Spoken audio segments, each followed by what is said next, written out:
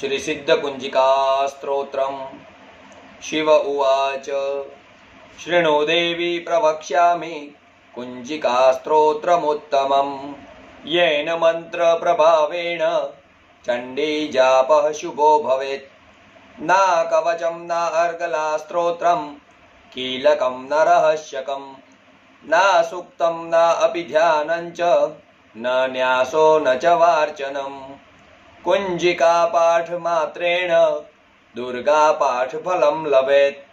अतिगुह्यतरं देवी देवानामपि दुर्लभम्। गोपनीयं प्रयत्नेन स्वयोनिरिव पार्वती। मारणं मोहनं वश्यं स्तम्भन् उच्चाटनादिकम्। पाठमात्रेण संसिद्ध्येत् कुञ्जिकास्तोत्रमुत्तमम्। ॐ ऐं ह्रीं क्लीं चामुण्डायै विच्चे। ॐ ग्लौं हुं क्लीं जूं सः ज्वालय ज्वालय ज्वल ज्वल प्रज्वल प्रज्वल। ऐं ह्रीं क्लीं चामुण्डायै विच्चे ज्वल हं सं लं क्षं फट् स्वाहा। नमस्ते रुद्ररूपिण्यै नमस्ते मधुमर्दिने नमः कैटभहारिण्यै नमस्ते महिषार्दिने नमस्ते शुम्भहन्त्रे च निशुम्भासुरघातिने। जाग्रतं हि महादेवी जपं सिद्धं कुरुष्व मे। ऐंकारी सृष्टिरूपायै ह्रींकारी प्रतिपालिका क्लींकारी कामरूपिण्यै बीजरूपे नमोऽस्तुते। चामुण्डा चण्डघाती च यैकारी वरदायिनी विच्चे चाभयदा नित्यं नमस्ते मन्त्ररूपिणी। धां धिं धुं धुर्जटेः पत्नी वां विं वों वागधीश्वरी। क्रां क्रीं क्रों कालिका देवी सां सिं सुं मे शुभं कुरु। हुं हुं हुंकाररूपिण्यै जं जं जं जम्बनादिनी।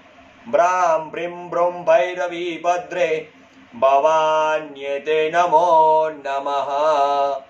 अं कं चं टं तं पं यं शं वीं दों ऐं वीं हं क्षं द्विजाग्रं द्विजाग्रं त्रोटय त्रोटय दीप्तं कुरु कुरु स्वाहा। पां पिं पुं पार्वती पूर्णा खां खीं खुं खेचरी तथा। सां सिं सुं सप्तसती देव्या मन्त्रसिद्धिं कुरुष्व मे। इदं तो कुञ्जिकास्तोत्रं मन्त्रजागर्ति हेतवे।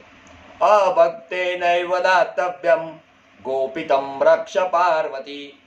यस्तु कुञ्जिकया देवी हीनां सप्तसतीं पठेत् न तस्य जायते सिद्धि ररण्ये रोदनं यथा।